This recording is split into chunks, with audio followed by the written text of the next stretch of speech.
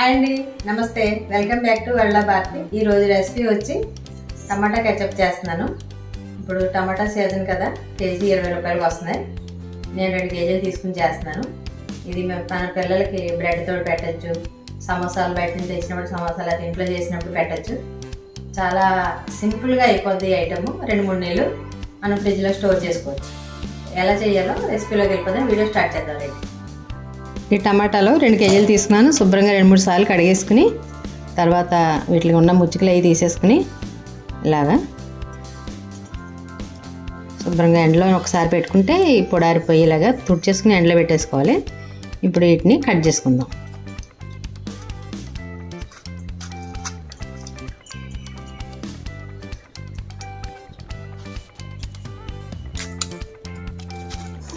ఇలాగా 4-5 ముక్కల కింద కట్ చేసుకుని, పెద్ద ముక్కలు ఉడికిపోతాయి కదా, మనం కుక్కర్లో పెట్టేసుకుంటే ఉడికిపోతాయి తొందరగాను.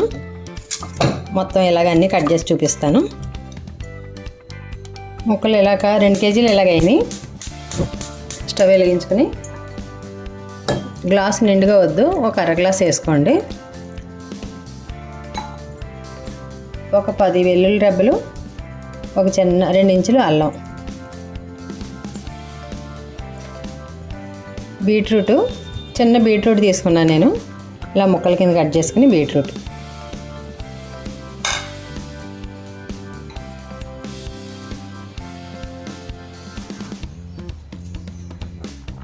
దీంట్లో 2 స్పూన్లు కారం వేసుకోవాలి.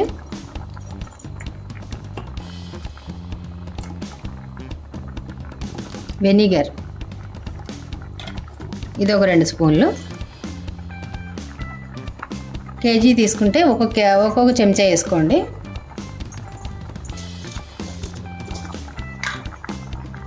ఒక స్పూన్ ఉప్పు,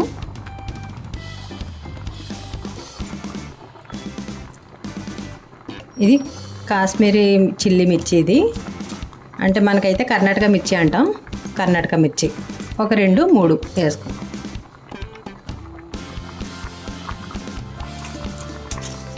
ఇలా మొత్తం పైకి కిందకి ఒకసారి కలుపుకుని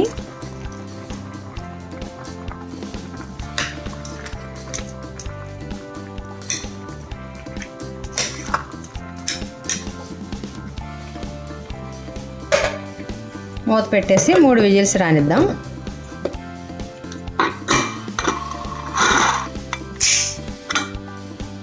ఇప్పుడు మూత తీసి చూద్దాం.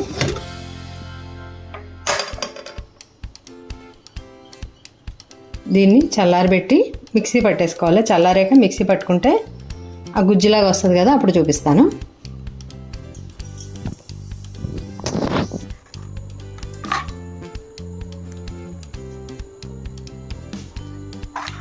మిక్సీ పట్టుకున్నాక ఇలాగా గుజ్జులా వస్తుంది. దాన్ని ఇలాగా స్టైనర్లో వేసి మనం గరిటతో ఇలా తిప్పుతూ ఉంటే కిందంతా గుజ్జుగా పడుతుంది.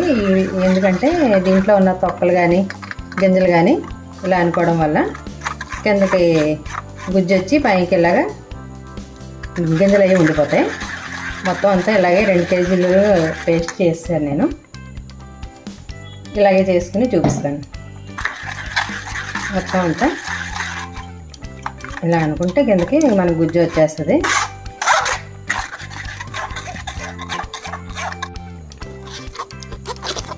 చూసారా, ఇలాగా మొత్తం అంతా గింజలు వచ్చేస్తాయి. ఇలా చేసుకుంటే ఇది పక్కకు పెట్టేసి అది పారబోసేయడమే. చూసారా టేస్ట్ ఎంత బాగా వచ్చిందో. దీన్ని ఇప్పుడు ఒక కళాయిలో వేసుకుని స్టవ్ మీద పెట్టుకుందాం.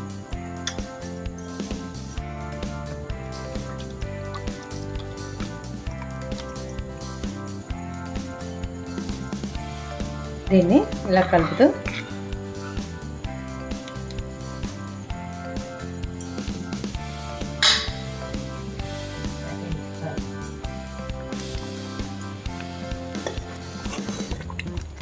ఇలాగా కొంచెం ఇందులో ఉన్న నీళ్ళన్నీ తగ్గేదాకా ఒక 2 నిమిషాలు ఇలా కొత్తలాడేలాగా ఉడికించుకోవాలి. కొంచెం చిక్కబడింది కదా, ఇప్పుడు ఒక 200 గ్రాములు పంచదార వేసుకోవాలి ఇందులో.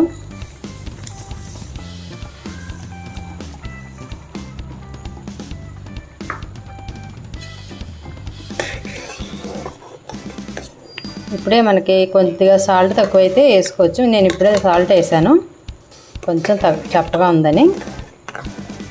మీకు తగ్గట్టుగా వేసుకోండి. పిల్లలకి వేసేలా ఉంటే కొంచెం కారం తగ్గించుకోండి.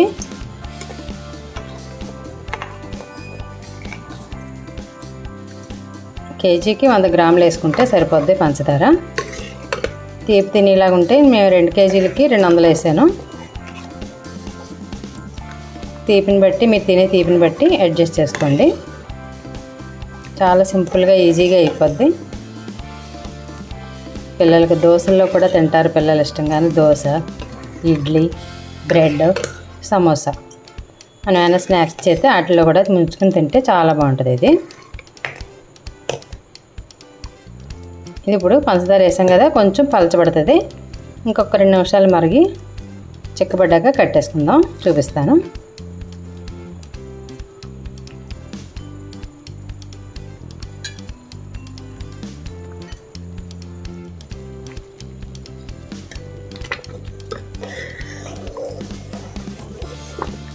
సరే, కొంచెం కొంచెం చిక్కబడుతుంది.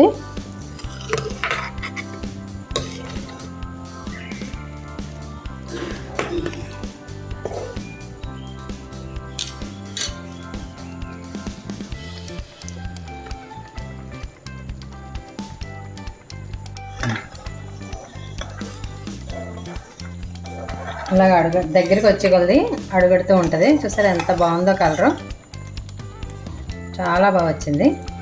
మనం ఇందులో బీట్రూట్ కూడా వేసాం కదా, చిన్న ముక్క బీట్రూట్ సగం ముక్క వేసాను నేను. చాలా బాగుంది. ఇప్పుడు ప్లేట్లో పెట్టి చూద్దాం చెక్కదానం ఎలా వచ్చిందో. చూసారా, ఆ చెక్కదానం చాలు.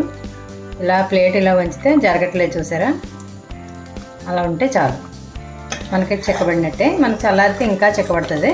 ఇప్పుడు స్టవ్ ఆఫ్ చేసుకుని బౌల్లో తీసుకుని చూపిస్తాను. స్టవ్ ఆపేసాను, కొంచెం చల్లారాక బౌల్లో తీసుకుందాం. సరే కదా, చెక్కబడింది. ఇది చల్లారితే చెక్కబడిపోద్ది. మీరు చూసుకుని ప్లేట్లో వేసుకుని చూసుకుంటూ ఉండండి. టమాటా కెచప్ సూపర్గా వచ్చింది.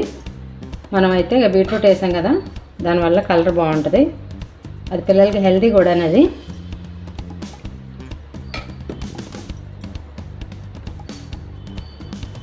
చల్లారితే ఇలా చెక్కబడుతుంది. నేనైతే బౌల్లో తీసుకున్నాను. తర్వాత దీంతో అవగా ఇక్కడ అయింది నాకు 2 కేజీలకి.